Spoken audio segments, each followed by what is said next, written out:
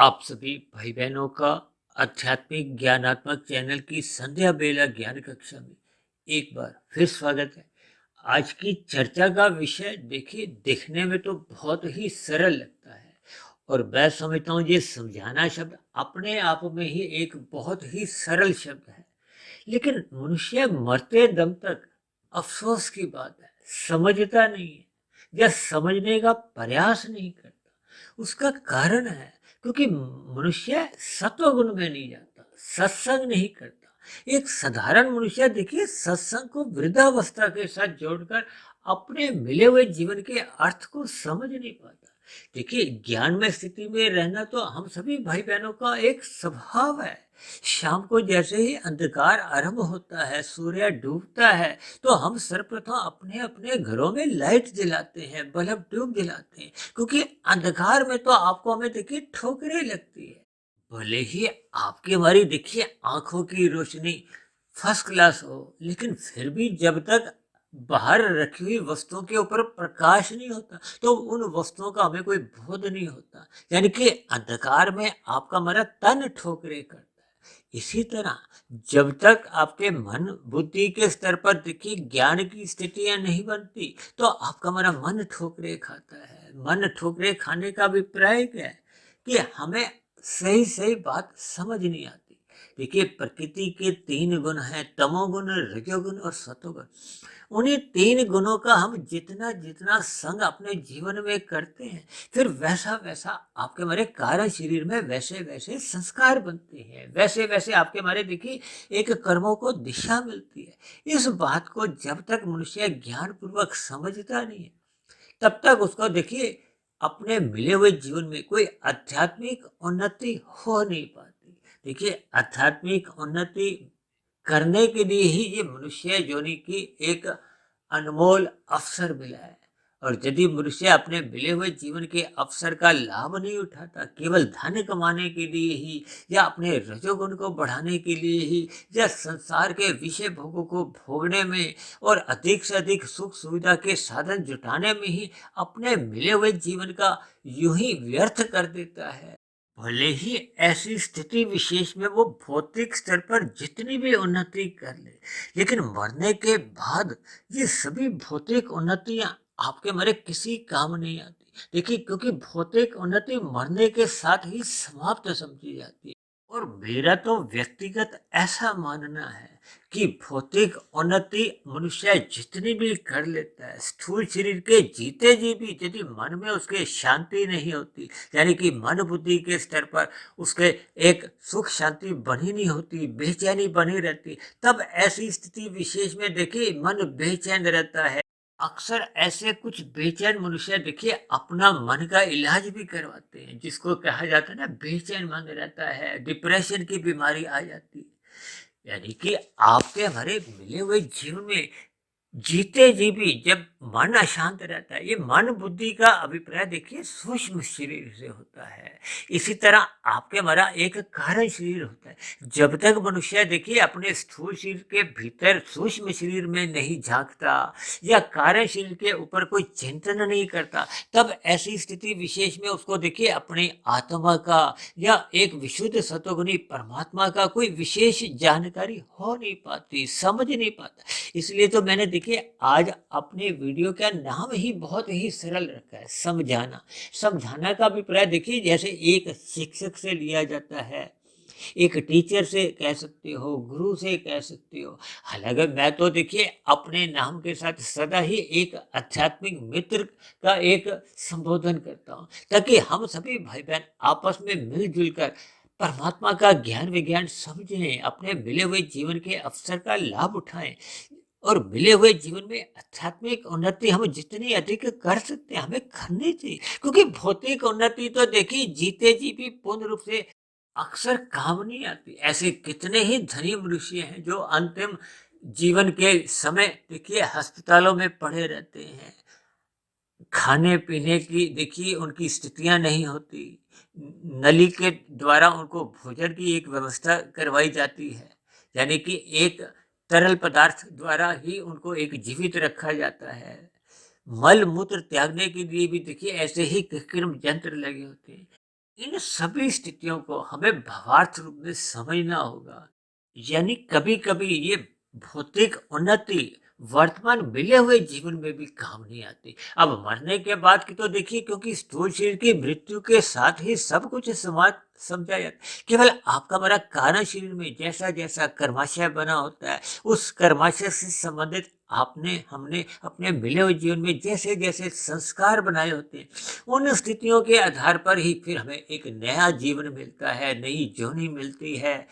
ये सभी स्थितियां हम सभी भाई बहनों को अपने मिले हुए जीवन में समझनी होंगी। देखिए, मैंने समझाना के नीचे 3 अलग-अलग गुणों का वर्णन किया है, तमोगुण, रजोगुण और सतोगुण। हालाँकि ऊपर समझाना के ऊपर तो मैंने देखिए उसको सफ़ेद रंग से दर्शाया है, और सफ़ेद रंग को ही मैंने सतोगुणी से एक दर्शाया है। इसका अभिप्राय क्या है कि हम अपने प्रतिदिन की ये प्रसारित होने वाली जो एक वीडियो है, इसमें हम देखिए परमात्मा की प्रेरणा से, परमात्मा के आशीर्वाद से, मैंने भी अपने गुरुओं का बहुत अधिक सत्संग किया है। पिछले 22-25 वर्षों से शास्त्रों का खूब शोध करते हुए जैसी-जैसी जो बातें मेरे समझ में आई हैं, उन पर मैंने देखिए तर्कपूर्वक एक शोध करते-करते जो स्थितियाँ मैंने समझी हैं, उनको मैं समझाने का प्रयास करता हूँ।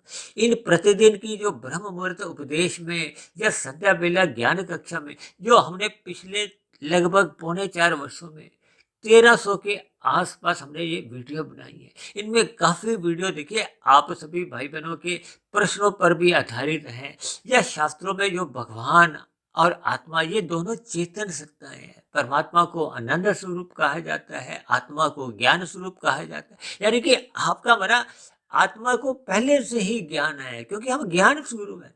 ये जो आपके हमारे कारण शरीर में जब तमोगुण का या रजोगुण की प्रधानता होती है, विशेष रूप से देखिए तमोगुण को अज्ञानता से जोड़ा जाता है, अंधकार से जोड़ा जाता है। जब जब इस तमोगुण की प्रधानता आपके हमारे कारण शरीर में होती है, तो आपके हमारी आत्मा पर वो जो एक ज्ञान पर एक पर्दा ढक जाता है। जैसे हम बल्ब ट्यूब के आगे कोई काला पर्दा लगा दें, काला कागज लगा दें, तो फिर उसका प्रकाश रुक जाता है। ठीक इसी तरह आत्मा का जो ज्ञान है, हालांकि आत्मा का ज्ञान समाप्त नहीं होता है। जैसे सूर्य के प्रकाश के आगे काले बादल आ जाते हैं, तो सूर्य का प्रकाश समाप्त नहीं होता, केवल हमारे पृथ्वी तक आने में वो बाधित होता है। ठीक उसी तरह जैसे जैसे आपके हमारे कार्य शरीर में तामसी या राजसी संस्कार अधिक होते हैं, देखिए शास्त्रों में ही तामसी संस्कारों को मल का नाम दिया गया। मल का अभिप्राय क्या है? देखिए वो एक निकृष्ट वस्तु है। हम प्रतिदिन सुबह उठकर अपना खाए पिए से जो आपके हमारे पेट में मल तैयार होता है, उसको हम त्यागते हैं, उसको हम रखना पसंद नहीं करते, उसको त्यागा जाता है। देखिए इनके भावार्थ समझने होंगे। और इसी तरह ये जो रजोगुण की भी स्थितियां होती है, रजोगुण का अभिप्राय देखिए संसारी आकर्षणों से होता है, सारी रंगीनियों से माना जाता है। ये 5 भोग्य विषय गंध, रस, रूप, स्पर्श, शब्द, इनसे लिया जाता है। भगवान श्री कृष्ण ने भी गीता में अर्जुन के माध्यम से उसके रथ के जो 5 घोड़े हैं, उनको भोग विषयों से दर्शाते हुए उनके लगाम को अपने हाथ में रखते हुए यही संदेश दिया है कि हमें विषय भोगों को मर्यादा में लेना होगा। इनको सतोगुण की लगाम से गुरु की आज्ञा अनुसार परमात्मा की सम्मुखता बनाए रखते हुए अपनी ज्ञानमय स्थिति बनानी होगी।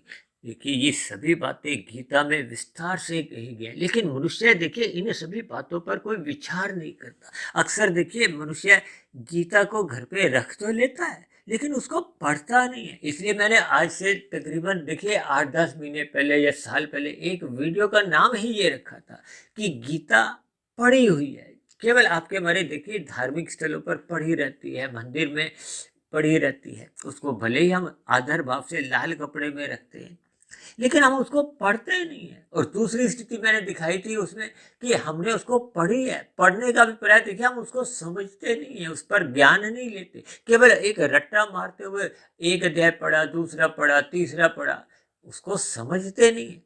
और इसलिए मैंने तीसरे शब्द पे लिखा था, उसको समझनी है, उसको व्यवहार में लानी है, अपने जीवन की बुराइयों को दूर करना है, प्रकृति के 3 गुणों को समझना है, किस गुण विशेष का हमें अधिक संग करना है, परमात्मा की सम्मुखता बढ़ानी है।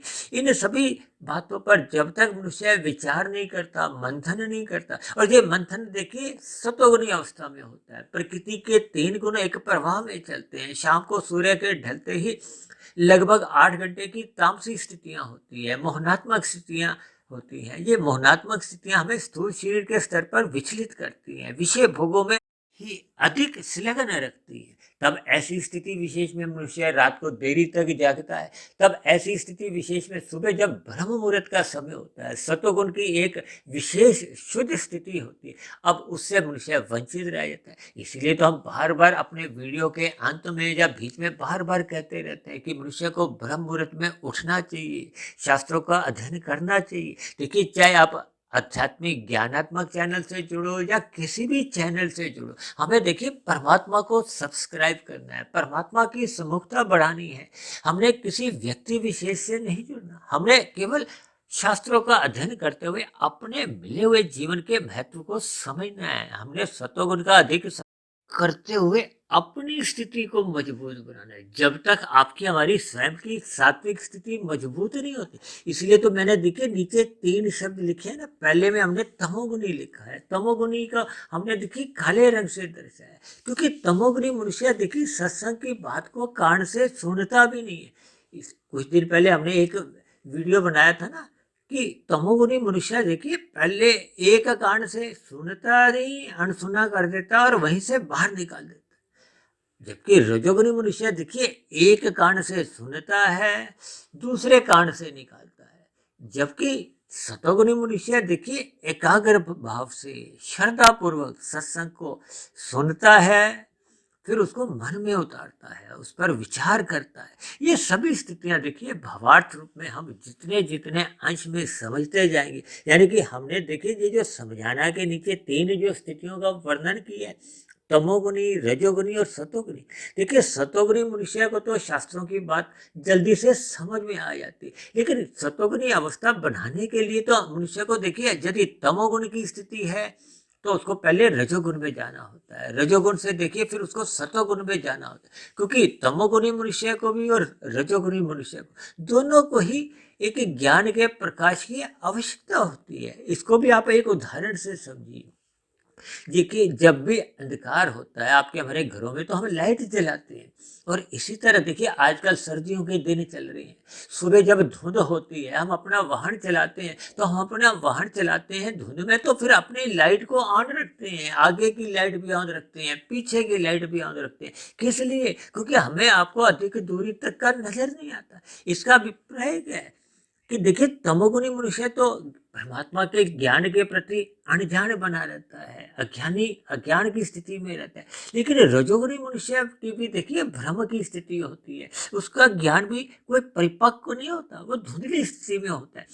और धुंधली स्थिति में या भ्रम की स्थितियों में अक्सर मनुष्य देखिए संसार में चमत्कारों से प्रभावित होता है, यथार्थ ज्ञान को समझना ही नहीं चाहता। ऐसी स्थिति विशेष में वो अंधविश्वासों से घिरा रहता है, गलत मान्यताओं में ही अपने जीवन को चलाता रहता है। प्रकृति के नियमों का सही से ज्ञान नहीं होने के कारण उसको कर्मफल सिद्धांत की बारीकियों का समझ नहीं आता।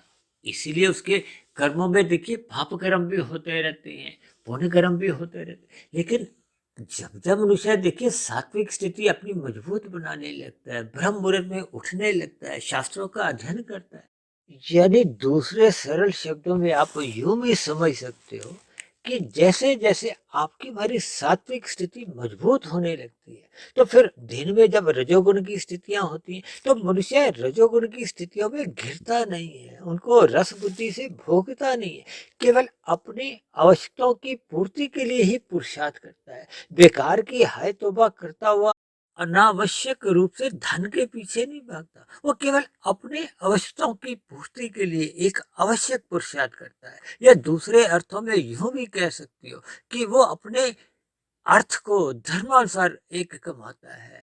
यानी ऐसे मनुष्यों की लाभ की इच्छा तो बनी रहती, लेकिन वो अपने मन में लोभ की इच्छा को आने ही नहीं देते, क्योंकि लोभ की इच्छा आने मात्र से कब वो लोभ ही संग्रह वृत्ति का रूप धारण कर मनुष्य को तमोगुण में गिरा देती है, विभिन्न प्रकार के छल कपट ठगी हेरा फेरी के नीतिगत कार्यों में संलग्न करने लगती है।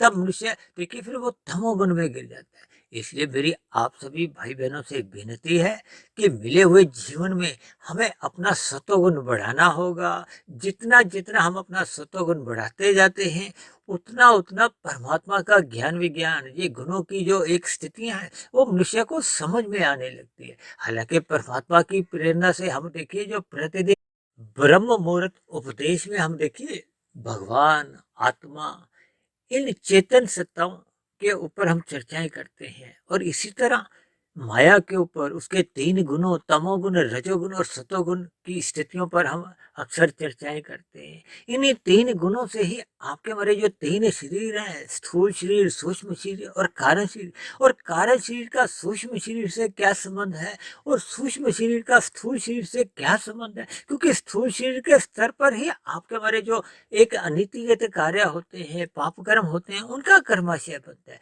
मन के स्तर पर जब जब हम देखिए मानसिक रूप से पाप कर्म करते हैं, उसका प्रत्यक्ष रूप से देखिए कर्माशय नहीं बनता, लेकिन आपके मेरे संस्कार बुरे बनने लगते हैं। वो बने हुए बुरे संस्कार ही फिर आपके मन बुद्धि के स्तर पर गलत फुरने उठाते हैं। फिर वो गलत फुरने जब अधिक तेजी से या तूफानी वेग से आते हैं, तो कब मनुष्य के स्थूल शरीर के स्तर पर भी वो पाप कर्मों में बाध्य कर देते हैं, पाप कर्म करने को वो एक मजबूर कर देते हैं, तो मनुष्य को इसका बोध नहीं होता।